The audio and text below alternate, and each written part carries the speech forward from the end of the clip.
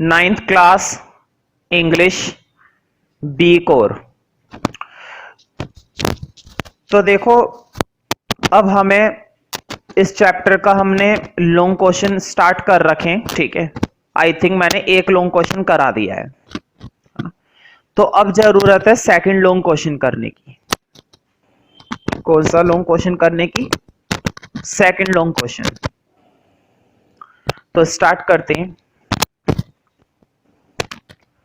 What role did Albert play after immigrating to the United States? United state तो मैं मालूम है किसको बोलते हैं, अमेरिका को। तो मैं मालूम है ना, कुछ समय के बाद सबके सब यहां से जाने लगे थे और कहां पर रहने लगे थे, अमेरिका में। एल्बर्ट ने भी यही कहा। ऐसा क्यों? क्योंकि नाजीज शक्तिशाली हो गए थे और वहां पर रहना खतरे से खाली नहीं था, इसलिए सब वो जगह छोड़ छोड़कर कहां पर जाने लगे, अमेरिका।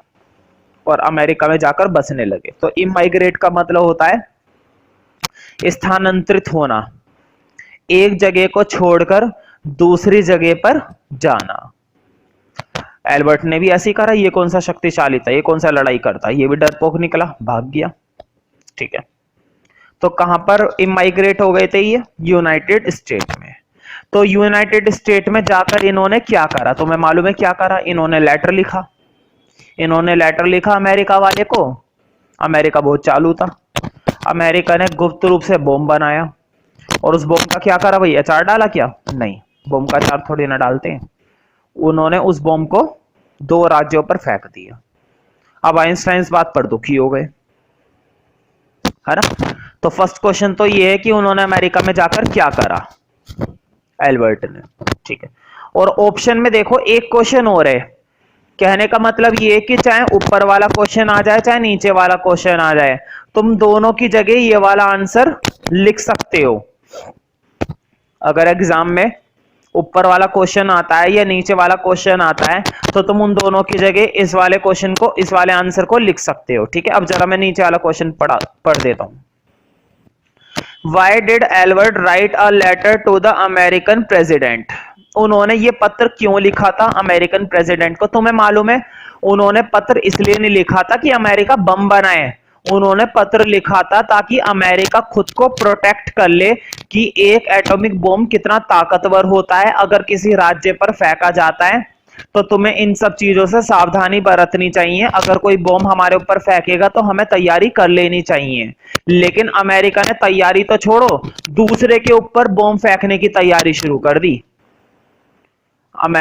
भाई आइंस्टाइन ने तो अच्छे मन से ये लेटर लिखा था, ना कि इस मन से कि तुम बम बनाओ और उन पर फेंक दो। ऐसा कुछ इरादा नहीं था आइंस्टाइन का। डिटेल इट्स रिजल्ट, और उसके परिणाम भी बताइए क्या हुआ। तो बताओ, उसके लेटर लिखने का क्या कोई अच्छा परिणाम हुआ? नहीं, बहुत बुरा परिणाम हुआ। इतना बुरा तो नहीं सोचा था मैंने, तुमने सोचा होगा लेकिन मैंने तो नहीं सोचा था। तो तुम्हें ये बात समझ में आनी चाहिए कि ये वाक्य में गलत हुआ, ऐसा तो नहीं होना चाहिए, है ना। आंसर देखते हैं। In 1933 the Nazis came to power, Nazis शक्तिशाली हो गए थे। Einstein thought it most appropriate to immigrate to the United State of America. Einstein ने सोचा कि ऐसे में सबसे ज्यादा सही यही रहेगा कि हम यूनाइटेड स्टेट ऑफ अमेरिका में जाकर इमाइग्रेट हो जाए। इमाइग्रेट का मतलब है यहां पर इस जगह को छोड़कर हम कहां पर चले जाए, अमेरिका में। उन्होंने ऐसा सोचा, और उन्होंने क्या, वहां पर रहने वाले हर एक व्यक्ति ने ऐसा सोचा कि यहां पर रहना खतरे से खाली नहीं है, कभी भी लड़ाई हो सकती है, झगड़े हो सकते हैं, भागो यहां से। तो ये भी भाग गए भाई।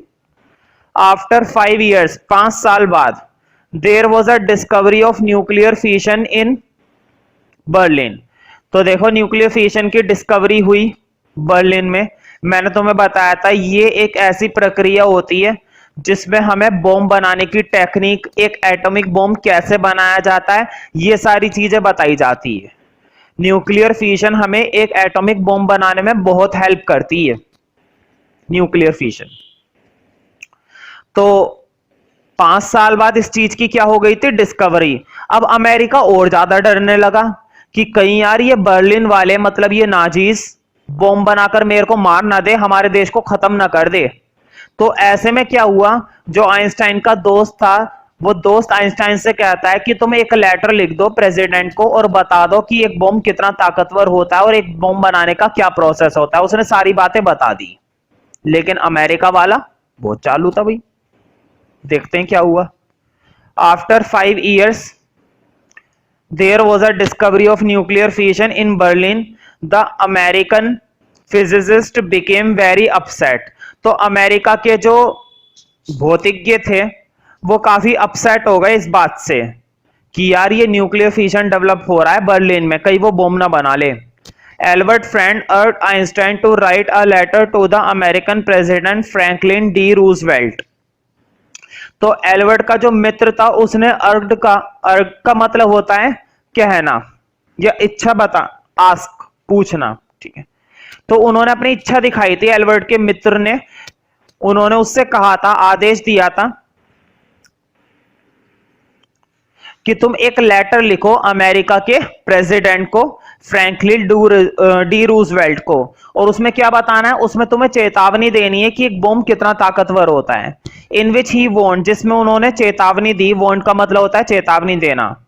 A single bomb of this type exploded in a port. उन्होंने बताया कि एक अकेला बॉम्ब अगर एक सिंगल बंदरगाह पर फेंका जाए, बंदरगाह वो होती है जहां पर जहाज वगैरह उतरते हैं, तो वो ये बताते हैं कि अगर एक बॉम्ब किसी एक बंदरगाह पर फेंका जाए, might very well destroyed the whole port and surrounding territory, तो वो पूरी तरह से बर्बाद कर देता है उसके आसपास की क्षेत्र भूमि को।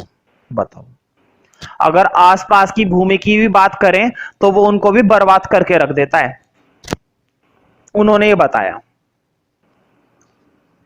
अब हुआ क्या, as a result of this warning, इस चेतावनी का क्या रिजल्ट हुआ, the American prepare the atomic bomb secretly. America वालों ने इस बॉम्ब को बनाने की तैयारी करी गुप्त रूप से, secretly. They dropped it over Hiroshima and Nagasaki, और उन्होंने इस बॉम्ब को कहां पर फेंक दिया, हिरोशिमा और नागासाकी पर। इट कोज्ड अ ग्रेट रिउंड, रिउंड का मतलब होता है बर्बादी और कोस्ट का मतलब होता है कारण। इसकी वजह से बहुत ही जबरदस्त, बहुत बड़े लेवल पर क्या हुई, बर्बादी हुई। मतलब जब बॉम्ब फेंका गया, तुम आज भी अगर जापान में जाते हो और हिरोशिमा और नागासाकी इन दो राज्यों पर जाओगे तो तुम्हें आज भी बॉम्ब के कुछ ना कुछ क्षण वहां पर देखने को मिल जाएंगे। इतने जबरदस्त एटॉमिक बॉम्ब होते हैं, तुम अंदाजा लगा सकते हो, ठीक है। तो वहां पर इतनी जबरदस्त बर्बादी हुई जिसकी वजह से आइंस्टाइन को काफी दुख हुआ।